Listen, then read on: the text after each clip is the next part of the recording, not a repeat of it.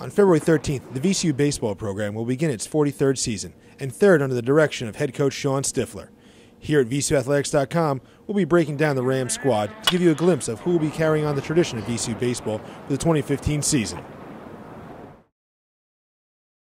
I think the infield is where, if you look at our team, we have the most turnover.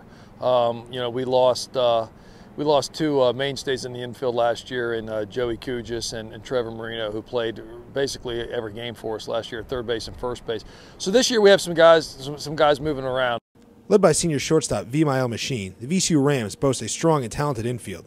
Coming off of a season in which he was honored as an All-Atlantic 10 player, Machine will be the leader of a unit that lost two starters from last season. Obviously, the mainstay of the infield is VCU Machine, our starting shortstop. VCU has been our starting shortstop for the last 3 years and will remain that again this year. We have pretty good young talent right now. Like, we got sophomore Matt Davis at third base now, replacing Kugis, and then we got transfer Cooper Mickelson that I think is going to be pretty solid player for us at second base. So I'm pretty excited to play. Making the move from second base over to third base will be sophomore Matt Davis. Davis, who started 49 games as a freshman last season, will be ceding his spot at second base to a couple of newcomers, junior Cooper Mickelson and freshman Dane Barrezo.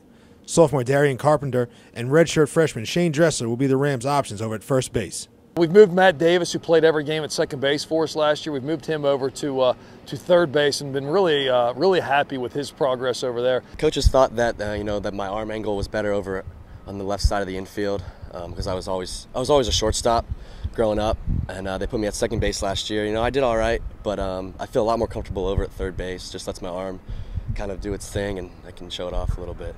Then we have a good competition going on at second base between freshman Dane Barrezo and a junior college transfer, Cooper Mickelson, are going at it pretty good at second base, and that's both guys. No one's won that job yet. Both guys have played really well, and we're trying to figure out the best matchups for that. And then at first base, we have two pretty dynamic players in Darian Carpenter and Shane Dressler, and one's a big left-handed hitting first baseman, the other one's a big power righty bat, and trying to figure out at bats for them and playing time between the DH role and first base for them. So we have a few questions we still got to answer in the next 11 days.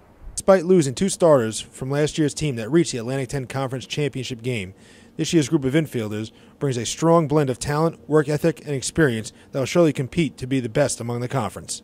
I think we're as dynamic as we've been offensively. Now, sure, we've lost some guys. We lost some guys that had proven numbers. When you lose a guy like Joey Kugis, Chris Ayers, Bill Cullen, you can kind of pencil in 330 and 40 RBIs into those guys every year. So our numbers are just going to come from different places. But the guys who are coming in, whether it be new guys or transfers who have come in, or guys who have been here, played last year, were contributors off the bench, they can step into those roles right away. We're as talented as I think we were last year, and it's just a matter of getting those guys ABs and reps, and their numbers will come.